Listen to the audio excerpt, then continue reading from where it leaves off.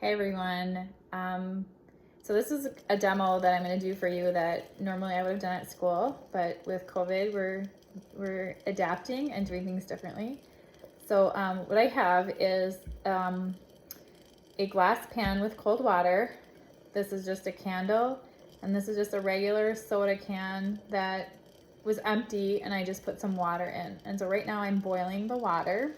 I don't know if I stop talking, you can probably hear it boiling. And you might be able to see also some other evidence. I don't know if you can see the steam coming up.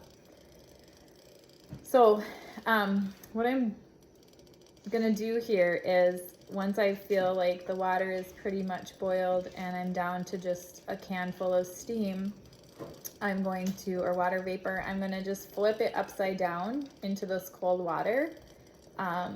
And I want you to predict what would happen. So if you're doing this assignment for credit and you're doing a reflection or making a poster, so you can draw what you see and think of what questions you might have. And then you can predict what you think would happen. A good thing to do here, remember we always talk about the zoom ins at the atomic level. So think about what the water would look like if I zoomed in at the water that's in the bottom of the can versus this. And is this still water? Is this a chemical change or a physical change? What would it look like if I zoomed in on these particles that I see escaping from the top? What would happen there? So I have a pretty significant, I'm gonna pour a little bit of this water out because I kind of have a lot of water in there. Okay, and I'm gonna just, it should go a little bit quicker. I'm gonna go until I get a really nice amount of steam coming out of the top, and then I'm gonna just flip it over. So bonus points on my shirt, if you can tell me what that place is on my shirt. Anybody recognize that? You can write that in your reflection for a little bit of extra credit.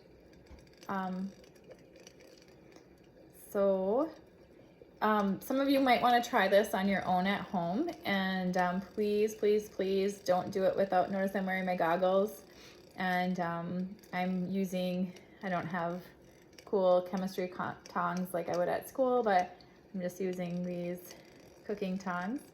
But make sure you talk to an adult first, like don't just start doing some kitchen chemistry at home without getting some permission first. So you could also do this, like my stove in the back is a gas stove, so I might switch to doing that if this doesn't lead to being successful. I just don't think this is gonna work.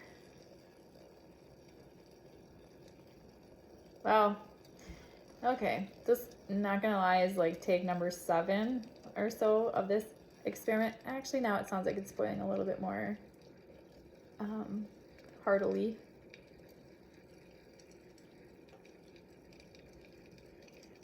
I just kind of have a lot of water in there still. I should have put less water.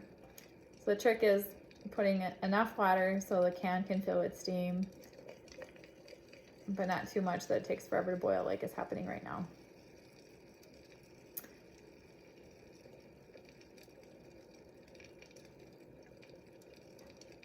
Should just, honestly, you can just use this as like a relaxation video. Hear how that bubble's popping. Isn't that just kind of lovely?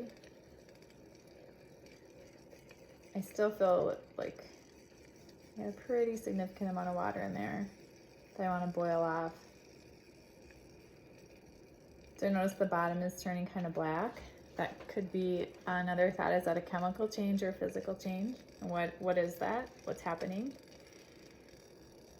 You can add that to your reflection sheet.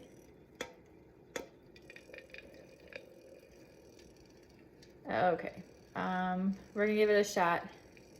So if you haven't done so to make your prediction, please pause the video, make your prediction, and then turn it back on, and then we'll flip it over. All right, let's give this a try.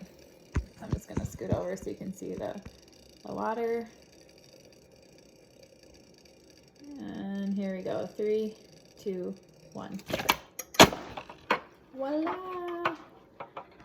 Okay, so there's the result, and watch what happens now as I pick this up.